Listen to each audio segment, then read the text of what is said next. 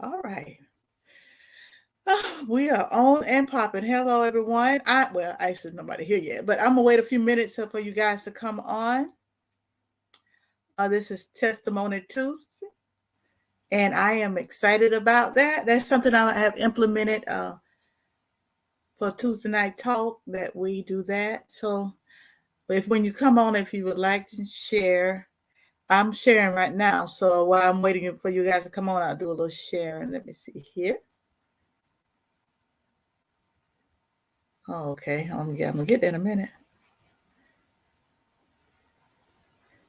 All right, there we go. So I'm going to share to a few people. I caused myself. Okay, here we go. Here we go. I'm sending messenger. That's what I'm doing wrong. All right, give me a second here to share.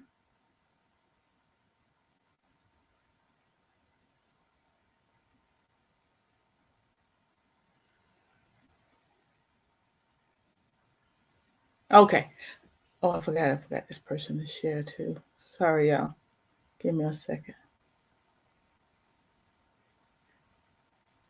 Last week I was on here, I forgot to share, so I'm waiting for some people to come on.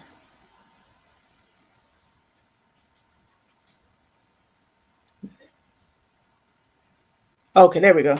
All righty.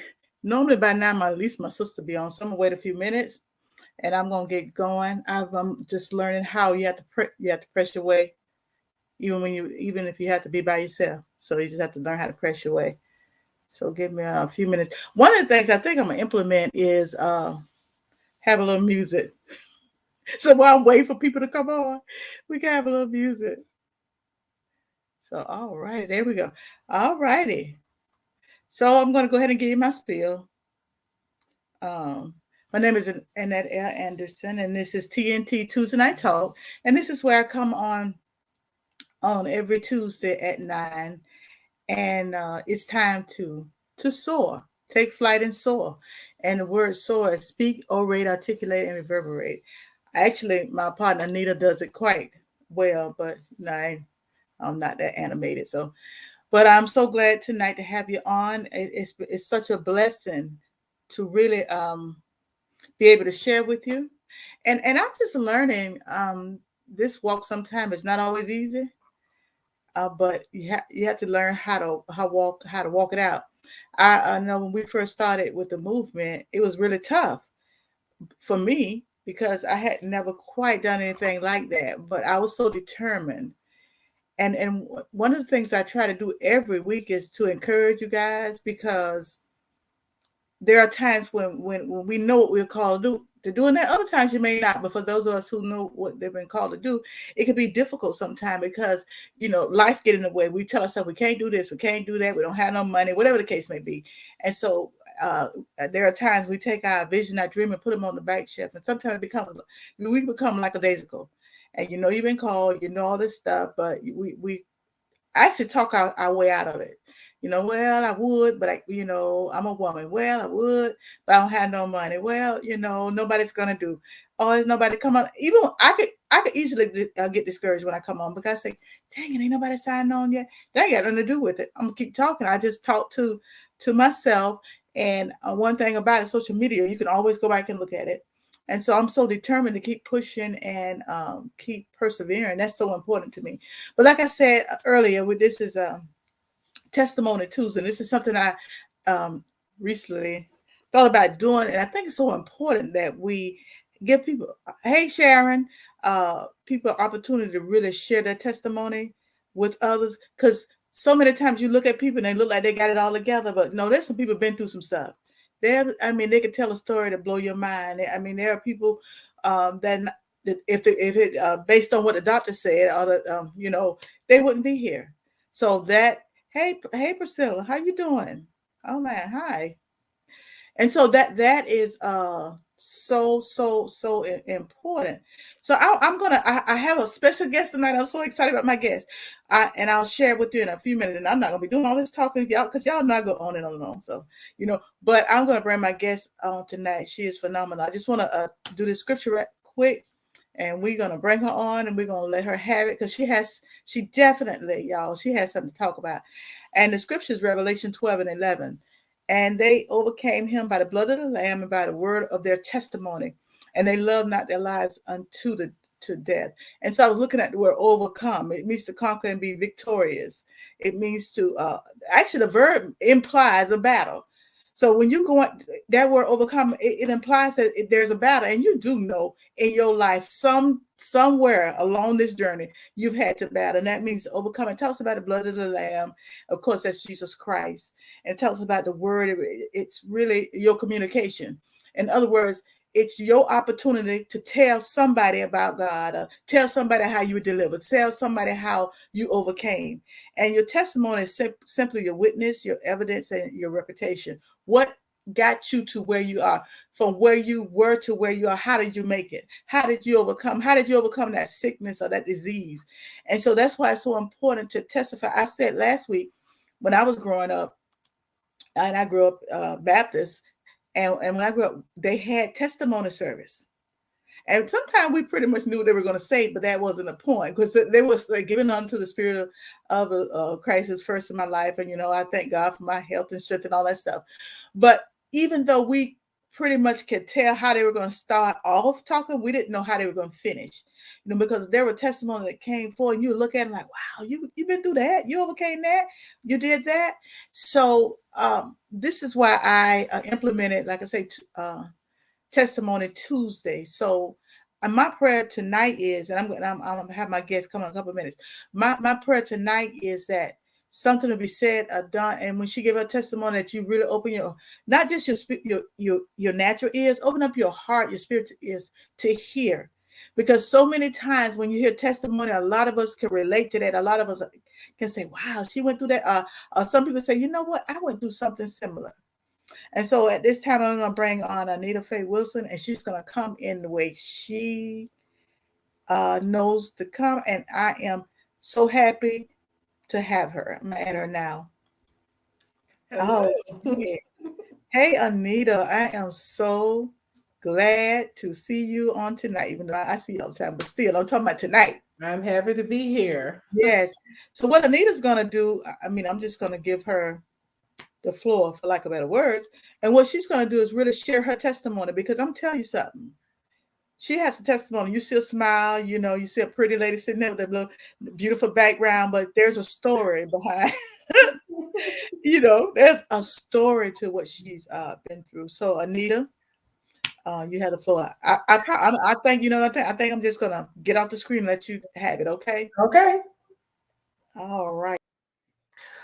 Well, hello, all of the wonderful TNTers, the SOARers, those who are joining Anita Anderson tonight. I'm so happy to be on her platform, and happy that she asked me to come on and share my testimony.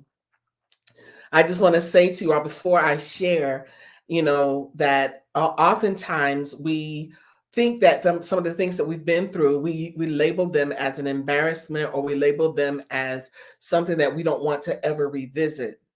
But when you've been through something, your job is to take what you've learned and take what you've experienced and help somebody else, because you never know.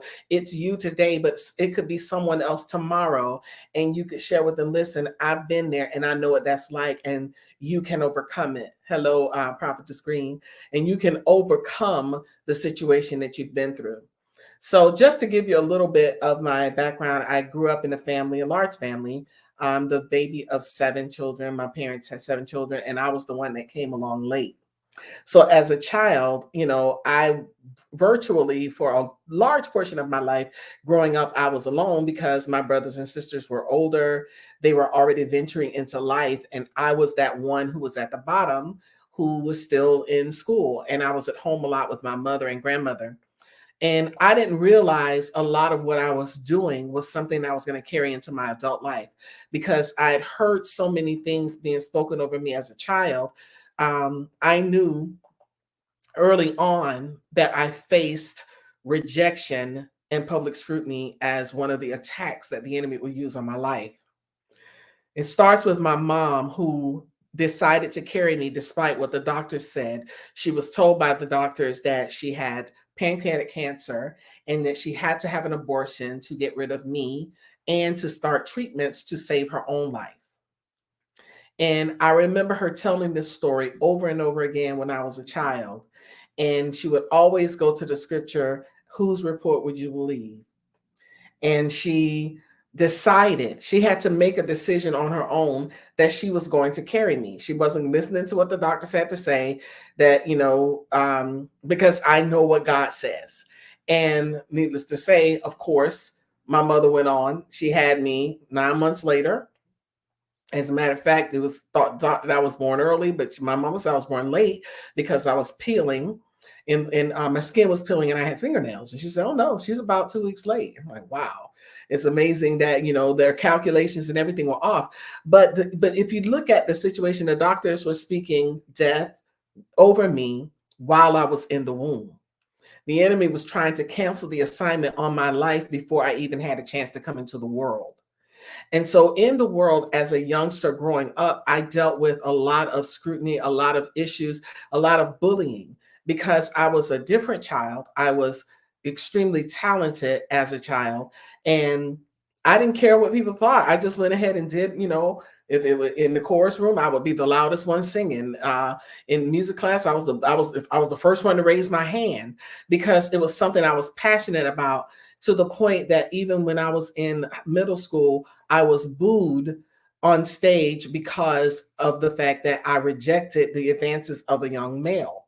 He made advances toward me and I rejected him. And because of that, he got all of his friends to boo me on stage. And I never let that bother me because as a child growing up, I didn't have a whole lot of people to talk to, like at a certain point in my life, because my sisters and stuff, they were all out of the house.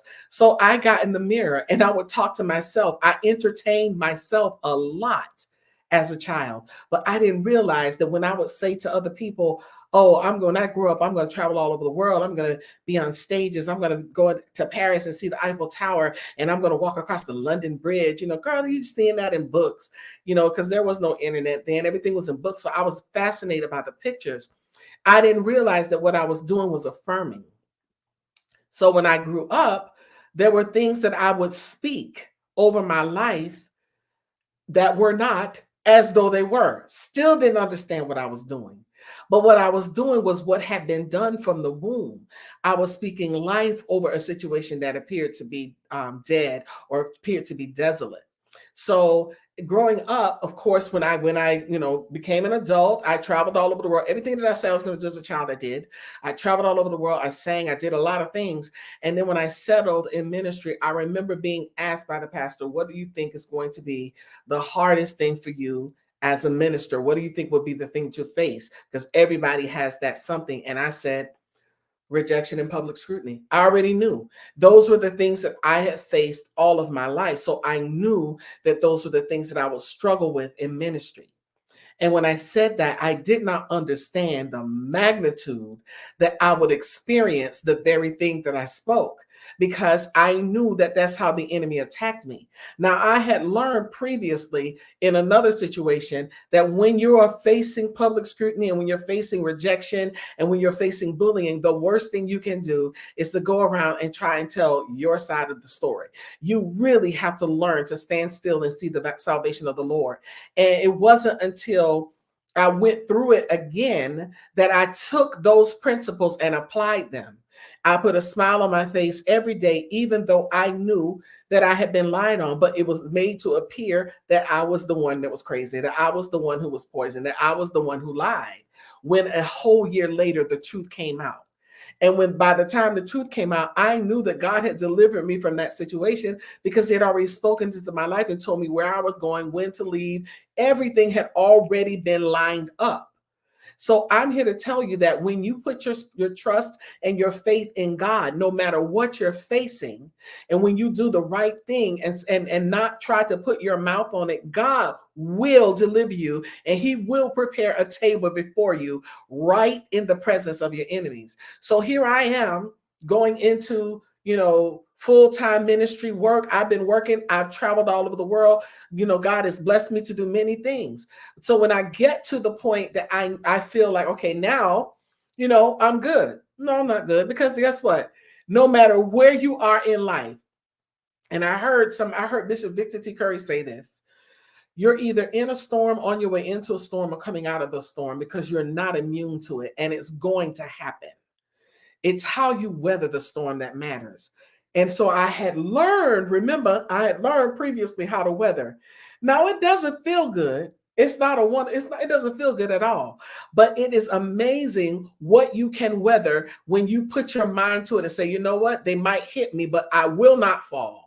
They might be striking me so hard, and I might have no breath in my body, but they will never see me sweat. They will never see me shed a tear. They will never see me weep, because I did that stuff privately. I learned from previous situations to do it privately. And what I learned to do was to take all of the information and all of the things that God had blessed me to learn from one situation to the next. I used those things to build my next platform. And I have used that principle down through the years, because I knew that when I left other situations, I could never work for anybody else. I knew I could never work for anybody else. And I'm talking about corporately, I'm talking about in ministry, I'm talking about in every aspect. I knew that when I left a few situations that had me so down and desolate, that I had learned so much and gleaned so much from those situations, that God was going to take me to a whole nother place. And when he ushered me into the realm that I have been in for the last 15 plus years of my life, I knew that everything that I had experienced from day one up until that point, up until now, was designed for where God is taking me, even in my 50s. So I've experienced a lot of things, and God has given me so much insight on how the power of your own words, not just your words that you speak and that you think, but the words that other people speak to you, around you, about you. You have to be careful, because those words plant seeds. And when they plant seeds in your mind, they'll start to come out of you. The Bible says, for out of the abundance of the heart, the mouth speaks. So whatever you allow to penetrate in your spirit is going to come out of your mouth. And so I had to learn how to change my limiting beliefs, how to minimize those, and how to speak life no matter what my situation looked like. Because I had no idea that God was going to usher me into a place to be a lifetime entrepreneur. I started my first business with $400. I didn't even know what I was doing. Had no clue. Walked into the building, told the lady I wanted to rent the space, rented the space. She gave it to me for what I had in my pocket. I just asked, because she probably could have told me, well, you're going to need $4,000 or $5,000 down. I would have turned around and walked out the door.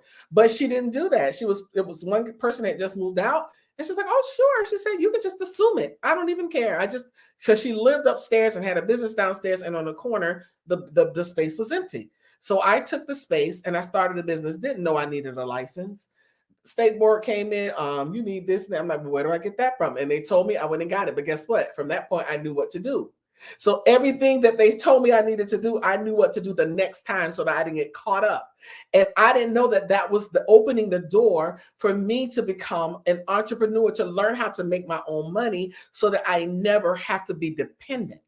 And when God had elevated me and got me to where I am now at a place where not only have I battled one of the biggest battles that plagued my life in 15 years, but I'm in a place where I'm making money doing it. Because I went through a period of time where I gained 270 pounds. I named each period, because it came on 3 decades. 1 decade of depression, and I named that one depressa. 1 decade of an autoimmune disease that the doctors couldn't tell me what it was, and I named that one predna. And 1 decade where I was stressed because I had to take care of my mom and family during her golden years, and I called that one stressa. Each one of them weighed 90 pounds. That's 270 pounds. And now I am down to that last one that I'm getting ready to kick to sleep. So I was able to overcome that. And in the process of that, because I've learned so much over the years in situations that I've been in, I was able to take the information that I gleaned and pour it into learning how to start businesses, learning how to just start anything, organizations, whatever it is that God is calling you to do, you can do it. If you just get rid of those limiting beliefs and learn to speak life. That's the main thing. It's the affirming. It's what comes out of your mouth. Because if you sit around and say, oh no, I'm never going to be able to do this. Oh my God, I can't do that. Then you'll never do it. It's been a lifelong practice all the way from the womb. My mother spoke life over me. And she testified every single, I can't remember how many times my mom testified about her miracle baby. And I would have to stand up and she would tell the story. She told that story until the day she died. She talked about me being her miracle. And I knew that with that on my life, I have to stay connected to God and keep my eye focused on him and his will for my life. And because of that, that's the only way. It's only by God's grace that I'm here, y'all. It's only by the grace of God that I'm able to make my own money. I'm able to sit right here in my house and work 3 or 4 businesses from behind my desk and live, stay at home, chill, set my own time, etc. And then still believe in God for so many other supernatural things that he's showing me. I am still dreaming. I am far from over. I'm still dreaming. I'm still having visions. I'm still believing. God is still at work in my life. So when I tell you that there's a testimony in me, and that's not all of it. That is just the gist of who Anita Faye Wilson is and how God has taken me from origin to where I am now, that a few years ago that my great partner and I started Movement Worldwide. We were praying about it with 3 other people, but God saw fit that it had to be me and her. And we were like, okay, well, we had already stepped off the cliff, so there was no way to go back. And I hear Annette say all the time, she stepped off the cliff with me with 1 broken wing, but guess what? She's soaring now. She may have had 1 broken wing then, but guess what? She's soaring now. Right here on Speak, Orate, Articulate, and Reverberate. If you want to dance, you have to come on Wednesday. But I'm here where I am now, and it's only by the grace of God that God allowed us to start what we did with absolutely nothing. When I say that we started this in the hardest year in both of our lives financially, in the hardest, most pivotal year, I had lost my mom. I had to downsize. I had closed my business. There was a lot of things that were going on in Annette's life. I mean, we're talking about the ends meeting. The ends wasn't even looking at each other, let alone meeting.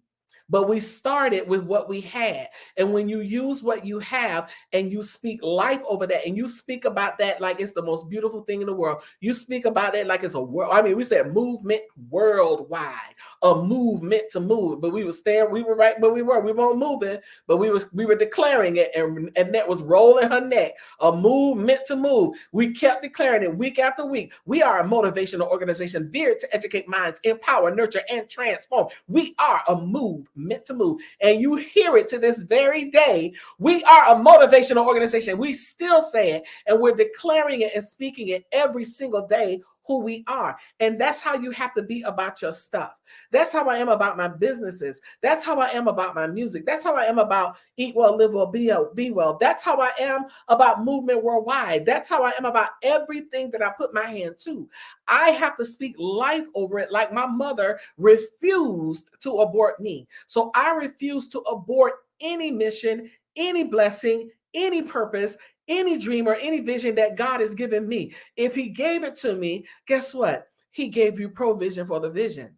And I'm a living witness to that. No matter how much I got knocked down, it was said I was poisoned. I would never preach again. I would never do anything. I had tapped out all of my musical capabilities. Some of the stuff that was spoken over my life was sickening. But guess what?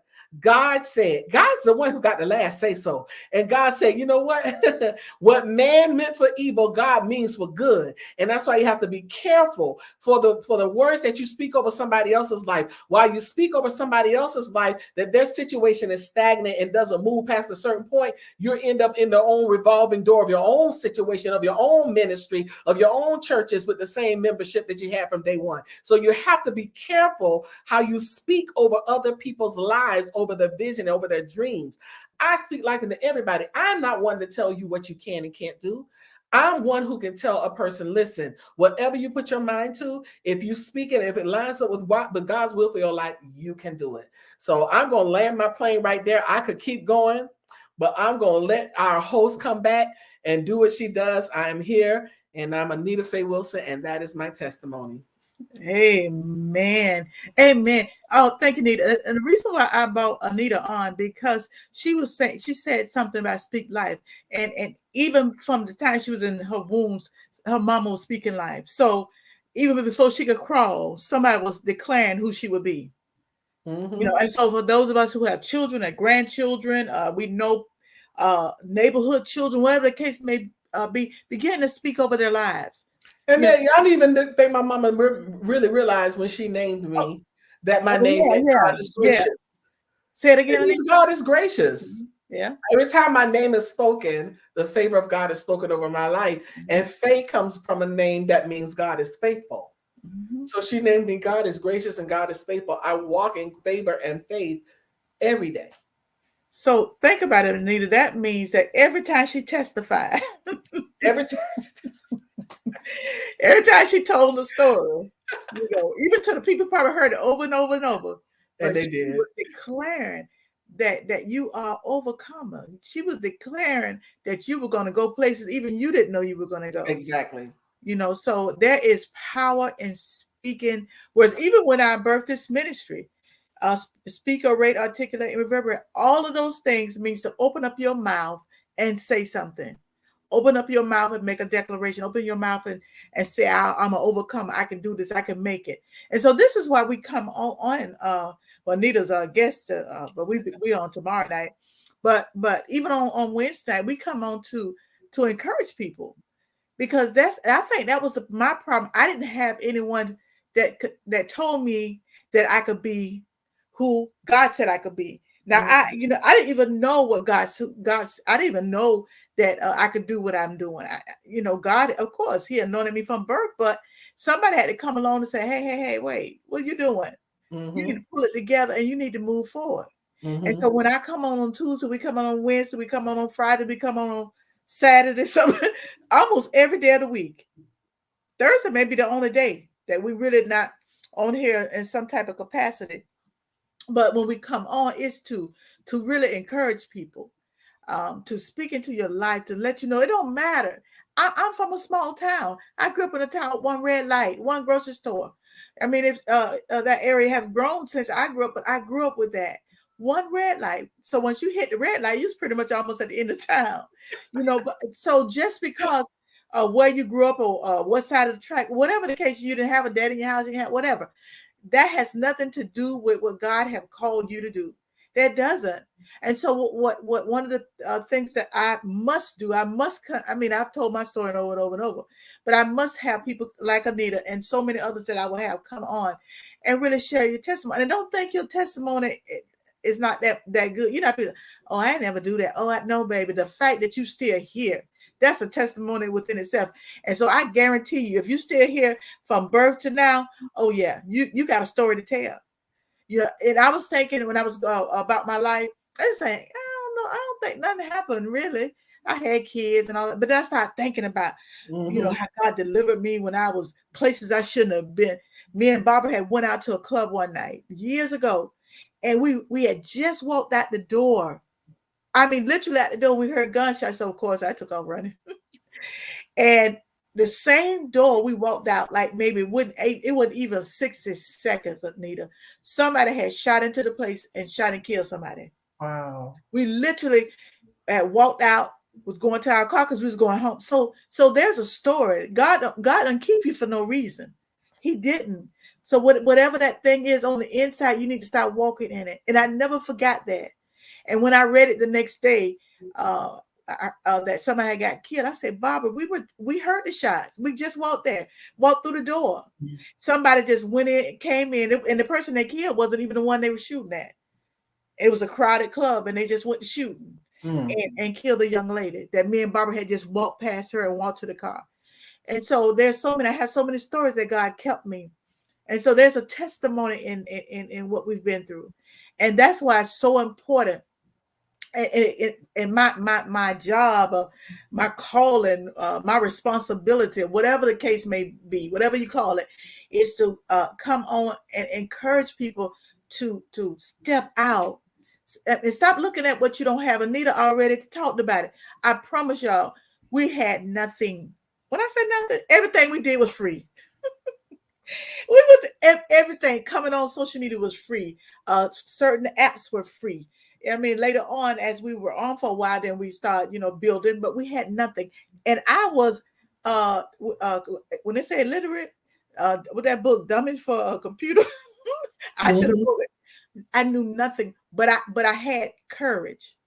I was scared, but I stepped out, and that let you know, that to me courage to step out when you're scared. It took something for me, but I was so determined. I said, God, I'm gonna try, even if I don't make it. When I come on here on Tuesday nights, sometime I come on, there'll be a few people, sometime not, but I had to keep going because we've been going on 4 years now, Anita. We've been doing it for a while. So when you see people on social media and they have a lot of following, trust me, that did not happen overnight. Some of them people have been toiling a long time, and it's not just about getting so many people. The reason why I want people to come on, because I want to encourage somebody, because I guarantee you there's people who are not walking in their God-given ability, and some of us didn't even know. I didn't even know. And let me say this, and one of the reasons too, amongst others, that I really was encouraged when my mom passed away and I was going through her stuff. And I told Anita about this. I used to write poems when I was younger and quotes, because I was always sad. So every poem I wrote was "woe is me," pitiful me, because I wasn't delivered. And so I was going through her stuff and we was trying to get everything out. And when people pass away, they have so much stuff. And I went through a drawer right by her bed. She had a drawer, and I was going through some stuff. And she had a poem I had written maybe about 15 years earlier that was in there. And I was shocked that she had that. So obviously I gave it to her, and I was thinking, I said, if my mama believed in me and kept something that I thought meant nothing, I just thought something I wrote. I used to write because that would help me mentally, because I was going through depression. So that would help that time in my life.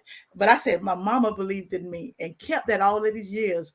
Truly, I could begin to start believing in myself, and that was one of the driving forces that really, even when I didn't want to do stuff, I didn't want to come on here, and I said, oh man, ain't that many people on here. But you know what? I always revert back to my mama. I said she kept that poem that I had written many years ago. And so what that did, that lit a fire under me, Anita. That lit a fire under me, and then I started writing more. And so I've written so much stuff. I've written me and Anita, we did an ebook. I've written a book. Anita's written a book. In fact, her book will be out later this year. And we even have been a part of a book where Claudette. Is it Claudette Free? What's her name? Freeman. Yeah, Claudette Freeman wrote this book, and we both of us and some other people have written different parts of the book. So I feel I like, God, if you could use me, because I didn't I didn't think I had what it takes. But listen, I'm a part of the 3 books. three books. Oh, Sharon said your mother saw what God had placed on the inside of you. Amen, Sharon. So I said all that to say this. It don't matter where you come from. It really don't.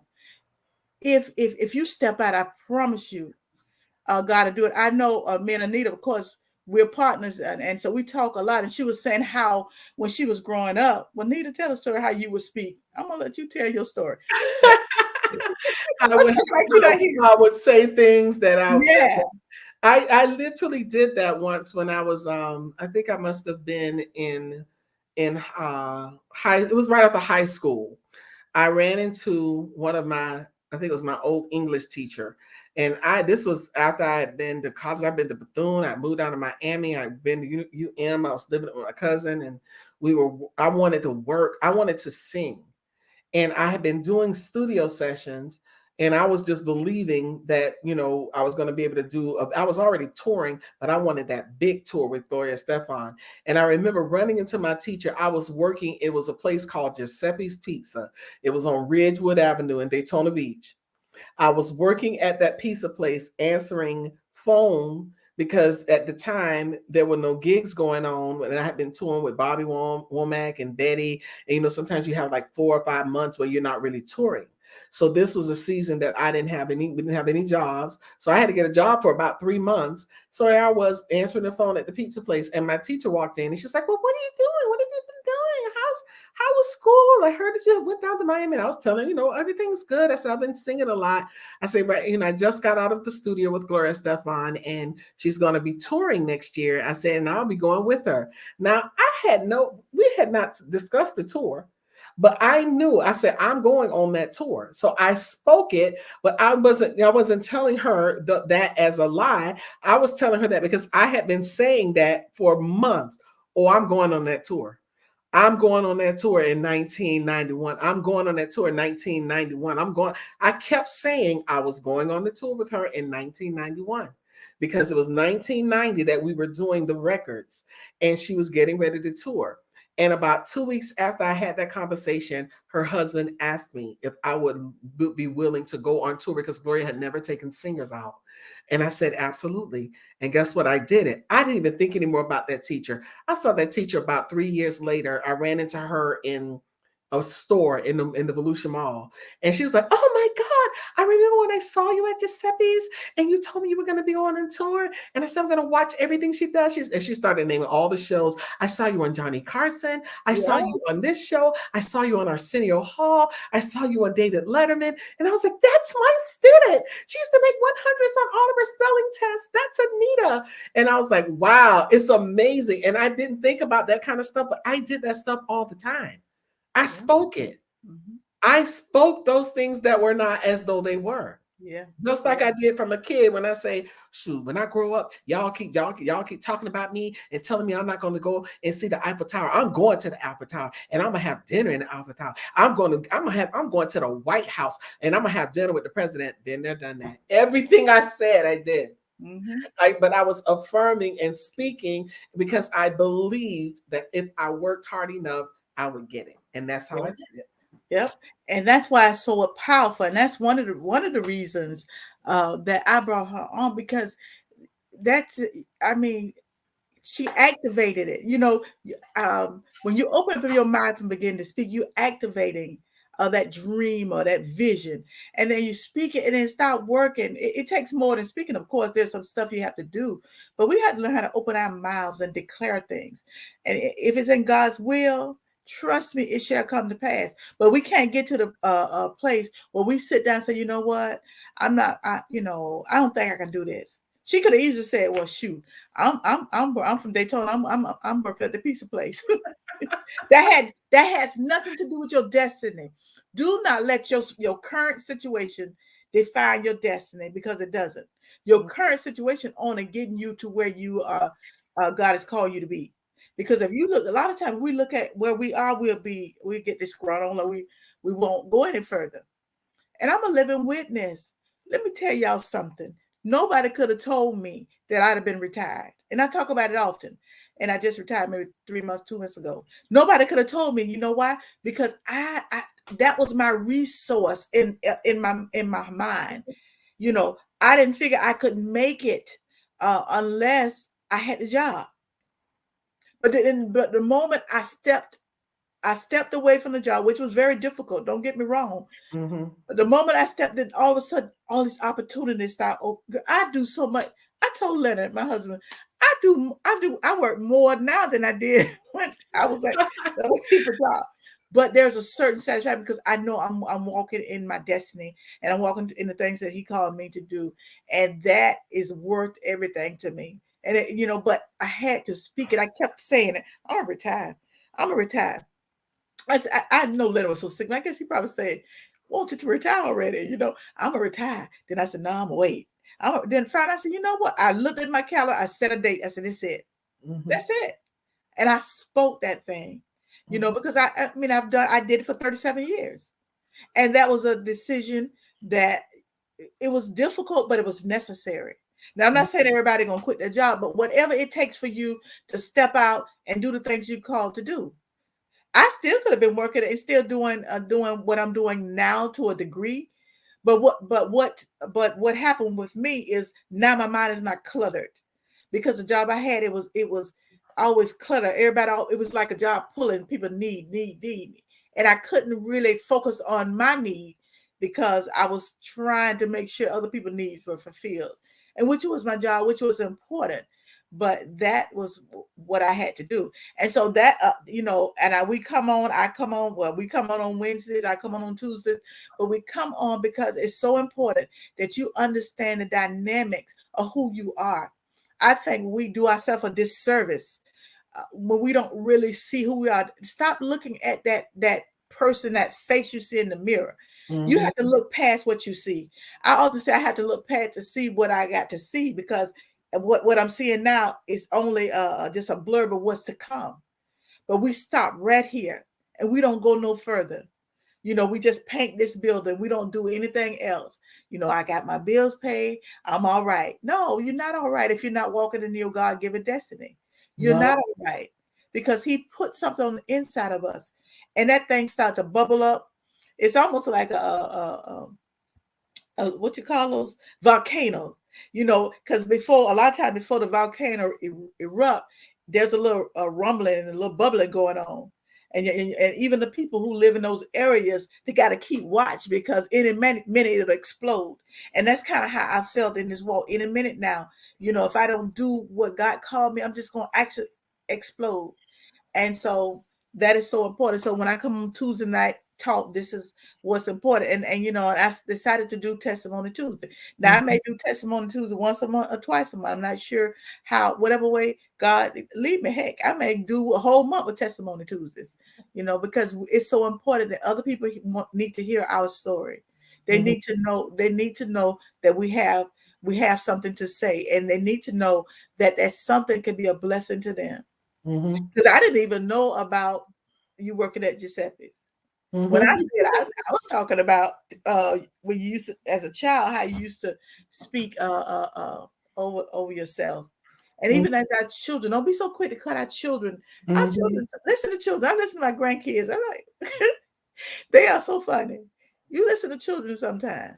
They have something to say, So I have to encourage. I have my one granddaughter. She's very she had to break down the whole story. I said, get to the point. I went to school, and then I sit at the desk, and I was sitting by him, and he said, look, girl, get to the point. Get to the point. But she's very detailed. So who's to say God may use that? When I grew up, I used to talk all the time. And so I stayed in trouble. Back in the day, they used to paddle you, but I ain't getting no paddling. But they would put you in the corner. So I would stand in the corner. And then I don't know where they got this from. And we're talking about over about, I don't know, 50 years ago. And then I was standing in the corner. They said, stand on one leg. I stand on one leg. Hold a book. And wow. I still be talking. Nothing stopped it. No, I got report cards. She's a good student. She talked too much. But that wasn't good, because, I wasn't being disobedient. But God will take that thing that may have been an issue and now use it for his glory, and now to use it to encourage people, to let them know they have what it takes. And so I want to thank you so much for coming on tonight. It's been a blessing to me. We'll be on in fact, before she get out, we're going to be on tomorrow night anyway. So we want y'all to come back with the movement. Like she was saying earlier, motivation organization built to educate minds, empower, nurture, and transform. We are movement to move. And so we come on every Wednesday at 7, and it's phenomenal. It's evolving. It's going. Listen, trust me, we're going somewhere with that. It's evolving, and it's another platform that we use for encouragement. And that particular platform go to a whole nother level, because we don't just try to encourage you to go to the next level. There are tools that we offer you to help you go to the next level. See, I'm just telling y'all. Hey, look now, y'all didn't get off y'all seat or do nothing, and then begin to do something. But that's what I do. But on that platform, we encourage you and provide the necessary tools to help you get where you need to be, because the problem sometimes with people, they're scared, they don't have the right tools, they don't know where to find the tools. So that's one of the things that we do. And also we have need to break it down. I don't have what we do on girl, I don't have it written, child. I need to get that. So I'm having What you want me to do the whole rundown? Yeah, run it all the way Oh, down. right, all the way. Then I'm gonna run it all the way down. We start off like we did on tonight. Tonight starts the week for the things that happen from these two ladies right here. So it starts off with TNT. That's Tuesday Night Talk with Anita Anderson, where we take flight and soar. That speak, orate, articulate, and reverberate. So that's a taste of what you get on Wednesday.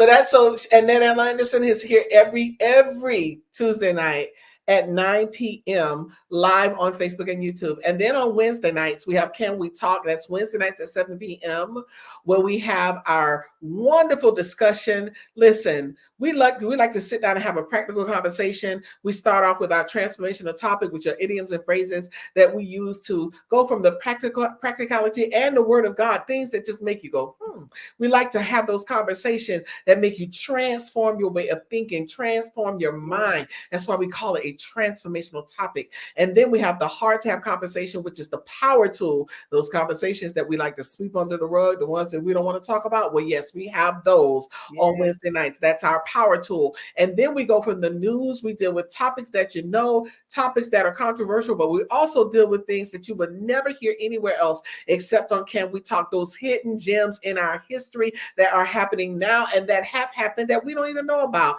And that is our tea time topics. We keep it light, but we keep it real. So that's Wednesday nights at 7. Then on Friday nights, we are on Clubhouse. We're on Clubhouse Friday nights at 8 p.m. Listen, Clubhouse is going on. There's a lot that's happening there. And if you haven't gotten on Clubhouse yet, download the app. But if you have not and cannot download the app, guess what? Bam! You can text the word movers to 954-820-5050. 954-820-5050, and you will get a link that will bring you straight into Clubhouse Friday nights at 8 for our awesome conversation. And this year's topic is finding balance. And then on Saturdays, first and third Saturdays at 10 a.m., we join forces with the collaboration with Elder Moselle Mason, and we're praying through the pandemic Saturday mornings at 10. That's first and third Saturday. And again, if you don't have the link, you can go to this number, 954-820-5050, and text us your number. Text us the word movers, and we will send that link to your phone. And then on Sundays, we are right back on this platform, live on Facebook and YouTube at 10 a.m. with Power Walk Sunday, where we inspire and motivate you to walk into your God-given destiny with power and conviction, where there is always, say always, Annette. Always. But there is always a word for you. Always.